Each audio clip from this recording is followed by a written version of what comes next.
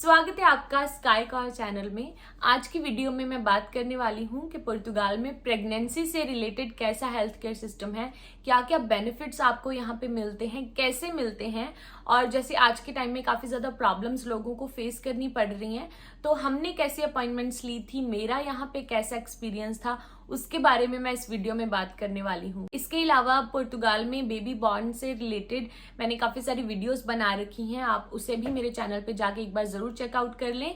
और अगर आप मेरे चैनल पे पहली बार आए हैं तो मैं बता देती हूँ कि मेरा नाम पुनीत है और मैं पुर्तगाल में रहती हूँ और मैं पोर्चुगीज लाइफस्टाइल एंड इन्फॉर्मेशन से रिलेटेड वीडियोस बनाती रहती हूँ। तो अगर आपने मेरे चैनल को सब्सक्राइब नहीं किया है तो जरूर कर दें और वीडियो को लाइक शेयर कॉमेंट भी जरूर किया करें, इससे मुझे और भी मोटिवेशन मिलती है कि मैं ऐसी और भी वीडियोस बनाती हूँ। अगर आपके पास फैमिली डॉक्टर है देन वंस यू कंसीव आप अपने फैमिली डॉक्टर के पास जाके अपॉइंटमेंट लेते हैं। लेकिन जिनके पास फैमिली डॉक्टर नहीं है, जैसे हमारे पास फैमिली डॉक्टर नहीं है, तो हमने हमारा जो एरिया का लोकल सेंटर साउथ हॉस्पिटल है वहां पे स्पेशल प्लेस बना रखा है जहां पे प्रेग्नेंट लेडीज एंड जो बुजुर्ग हैं उनको अपॉइंटमेंट्स मिलती हैं जिनके पास फैमिली डॉक्टर नहीं है। प्रेग्नेंट लेडीज एंड जो बुजुर्ग मतलब ओल्ड एज होते हैं उनके लिए अपॉइंटमेंट्स वहां पे होती हैं, तो आपको वहां पे जाके अपॉइंटमेंट लेनी होती है। और आप चाहे इन पर्सन जाके वहां पे जाके ले लें या फिर मेल के थ्रू भी आप ले सकते हैं। और जो आपको फर्स्ट अपॉइंटमेंट मिलेगी, मतलब जो डॉक्टर विजिट होती है, वो जब आपकी प्रेगनेंसी 8 वीक्स की हो जाती है, मतलब 2 मंथ जब हो जाते हैं तब की शेड्यूल की जाती है। जब आपकी अपॉइंटमेंट होती है, मतलब आप जब डॉक्टर विजिट के लिए जाते हैं फर्स्ट टाइम, आपको एक बुकलेट दी जाती है जिसे ग्राविदा बुकलेट बोलते हैं, मतलब प्रेगनेंसी से रिलेटेड बुक होती है। उसमें पूरी इन्फॉर्मेशन आपकी लिखी जाती है, आप स्मोकिंग करते हैं या नहीं, आप अल्कोहल लेते हैं या नहीं, आपकी एज क्या है, फर्स्ट बेबी है या सेकंड, मतलब वो सारी चीजें उसमें, मतलब आपका रिकॉर्ड उसमें लिखा जाता है। आपका वेट कितना है, प्री प्रेगनेंसी वेट कितना था, आपकी हाइट, हर एक चीज उसमें जो है वो नोट की जाती है उस बुक में। और वो बुक काफी ज्यादा इंपॉर्टेंट होती है, आपको फर्स्ट विजिट में वो बुक दे देते हैं, आपको इशू कर देते हैं।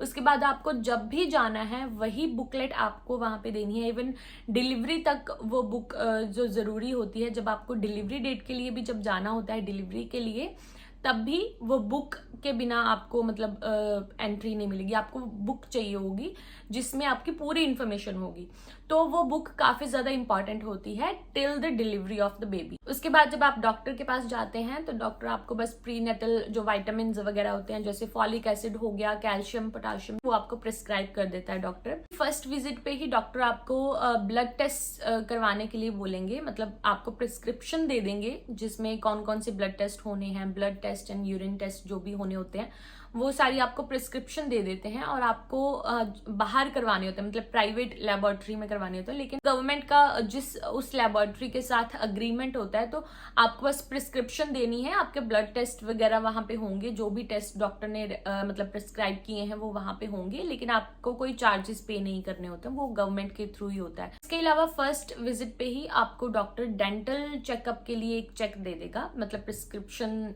टाइप दे देंगे, जिसमें दांतों के काफी सारे ट्रीटमेंट्स होते हैं जो कि आप करवा सकते हैं बाहर प्राइवेट क्लिनिक्स में या फिर प्राइवेट हॉस्पिटल में। इसके साथ ही आपको एक लिस्ट भी देंगे क्लिनिक्स एंड हॉस्पिटल की जहां पे आप डेंटल चेकअप करवाएंगे, मतलब जहां पे आपको अपॉइंटमेंट लेनी है अपने दांतों के ट्रीटमेंट के लिए।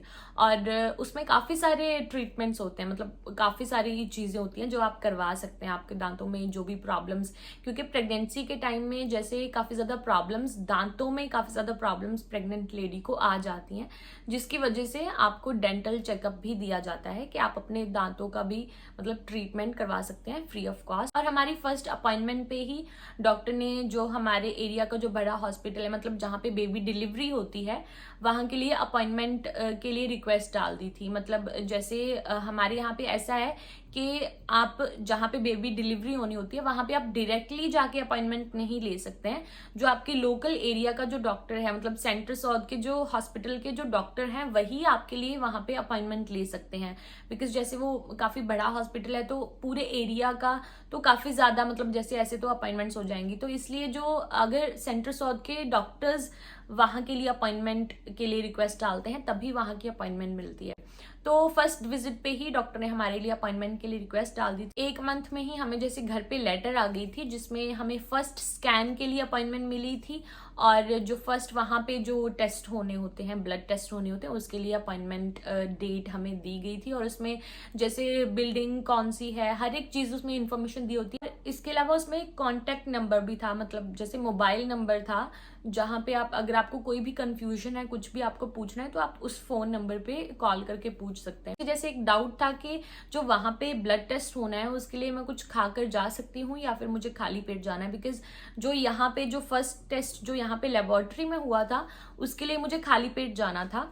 तो इसी तरह वहाँ का मुझे पता नहीं था बिकॉज लेटर में ये चीज़ नहीं लिखी थी। तो मैंने वहाँ पे कॉल करके, जो उन्होंने नंबर दिया था, तो मैंने वहाँ पे कॉल की तो उनसे पूछा था कि मुझे खाली पेट आना है या फिर आप कुछ खाकर आ सकते हैं। तो उन्होंने बोला था कि आप कुछ भी खाकर आ सकते हैं, ऐसी कोई प्रॉब्लम नहीं है।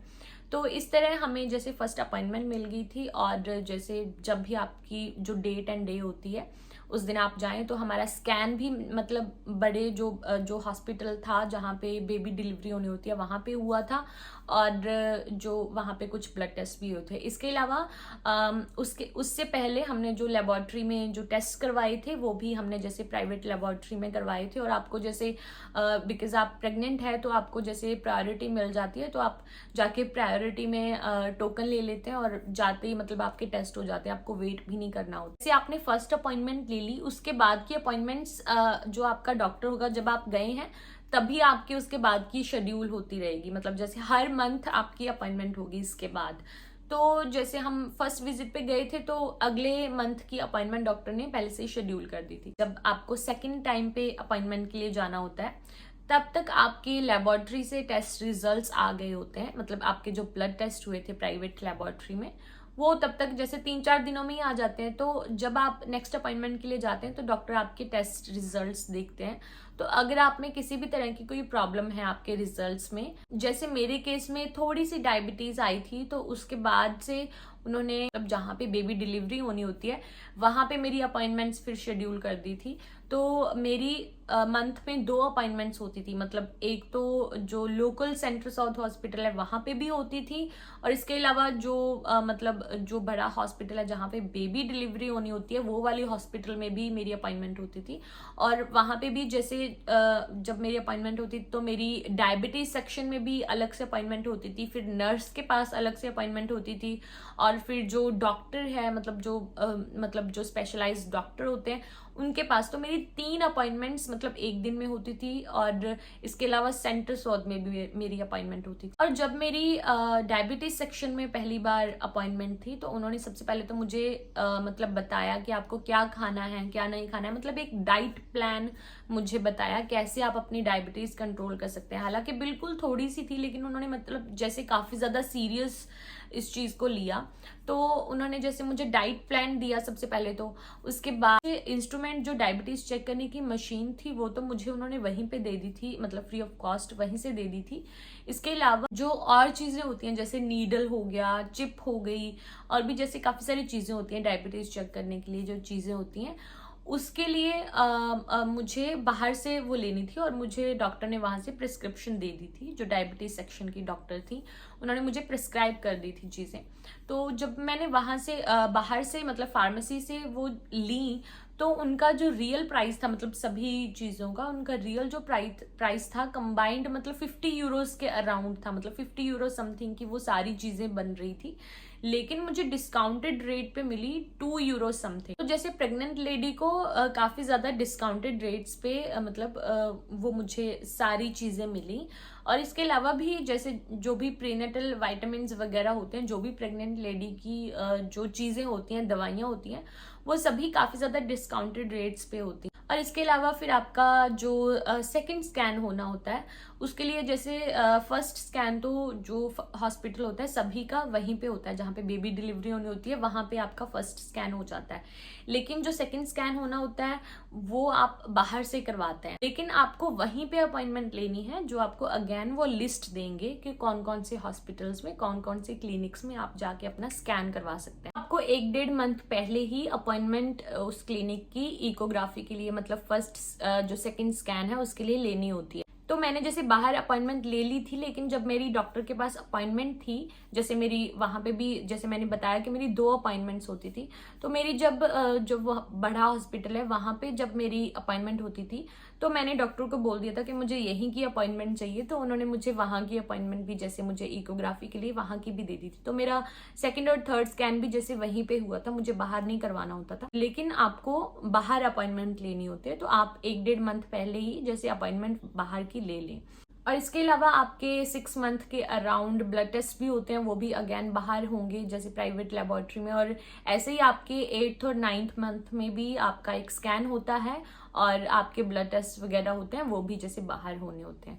तो ये सारा प्रोसीजर होता है। इसके अलावा जब आपको लगता है कि आप लेबर में हैं, तब आपको जैसे 8th मंथ में या 9th मंथ में, तब आप इमरजेंसी कॉल कर सकते हैं। जब आपकी लास्ट अपॉइंटमेंट होती है 8th या 9th मंथ में, तभी आपको डॉक्टर लिख देते हैं कि अगर आपकी ड्यू डेट तक, मतलब इस डेट तक, जिस दिन की डिलीवरी डेट है, अगर उस दिन तक आपको लेबर पेन स्टार्ट नहीं होती है, तो आपको नेक्स्ट डे ही इस बिल्डिंग में इतने बजे तक आ जाना है। मतलब यहाँ पे ऐसा नहीं है कि जब तक आपको लेबर पेन हो तभी आपको आना है।